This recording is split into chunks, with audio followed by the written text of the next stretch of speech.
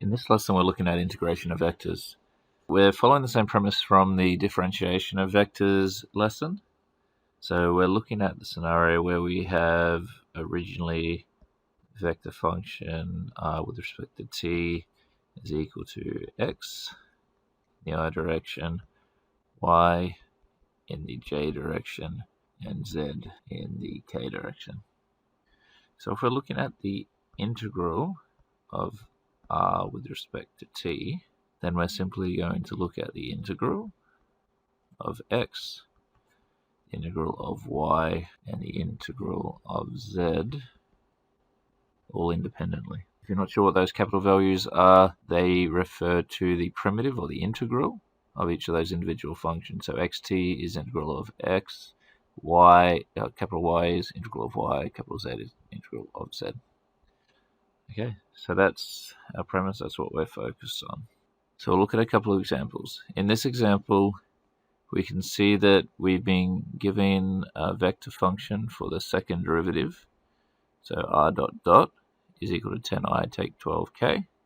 And we're trying to determine vector functions for the first derivative and the original function, so r dot and r. Now what they do is they give us the initial information here. So when t is equal to 0, they give us the 30, negative 20, and 10. And when t is equal to 0, r gives us 0, 0, and 2. Now that's important. The t is equal to 0 information allows us to calculate the constant when we integrate. Okay, so first of all, we know that rt will be equal to the integral of r dot dot t with respect to t. So we're looking at the integral in the I of 10 dot dt, in the j as 0 dot dt, in the k as negative 12 dot dt. This becomes 10t plus, and we'll call this c1 in the I direction. This is going to be 0t plus c2 in the j direction. And this is going to be negative 12t plus c3 in the k direction. Now the c values are going to be nice and easy, at least for these polynomials, because when t is equal to 0, this one's going to give us c1, this will give us c2, and this will give us c3. So we end up with 10t plus 30 in the I direction, negative 20 in the j direction, and negative 12t plus 10 in the k direction. So that gives us our r dot, our first derivative value. If we're going to find r, we're looking at the integral of r dot. So that means we're looking at the integral of 10t plus 30 with respect to t in the I direction, the integral of negative 20 with respect to t in the j direction, and the integral of negative 12t plus 10 in the k direction. So we've got 10t squared on 2 plus 30t plus c1 in the I direction. We have negative 20t plus c2 in the j direction, and we have negative 12t squared on 2 plus 10t plus c3 in the k direction. So you can see why you need to be fluent with your integration. Now the values are 0, 0, and 2, so that means that c3 will be 2 and c1 and 2 will be 0. So we end up with 5t squared plus 30t in the I direction, negative 20t in the j direction, and negative 6t squared plus 10t plus 2 in the k direction. So there we have it. There's our vector calculus integration. We'll look at one more example.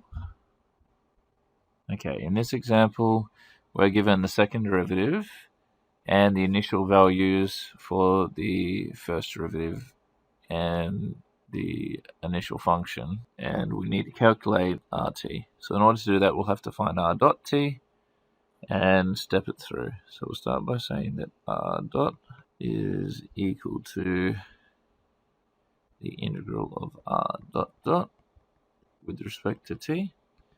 We're looking at the integral of 0 in the I direction, of negative 9.8 in the j direction, and 0 in the k direction. So we end up here with C1 in the I direction, negative 9.8t plus C2 in the j direction, and C3 in the k direction. So this will become 30 in the I direction and negative 9.8t plus 40 in the j direction. K direction will stay as 0. So the first derivative is equal to 30i and negative 9.8t plus 40 in the j direction. Now what we're looking for is this RT. That's the integral of R dot t with respect to t. And so that will be the integral of 30 with respect to t in the I direction and negative 9.8t plus 40 in the j direction. Now the initial values for this are 0, so the c values will end up being equal to 0. So this is 30t plus c1 the I, and negative 9.8t squared on 2 plus 40t plus c2 in the j direction. The c1 and c2 are both equal to 0, so we're left with R being 30t in the I direction and negative 4.9t squared plus 40t in the j direction. Okay, so that's a couple of examples. We won't focus on the abstract skills in this lesson, so don't worry at this stage about the applications, just being able to perform these integrations.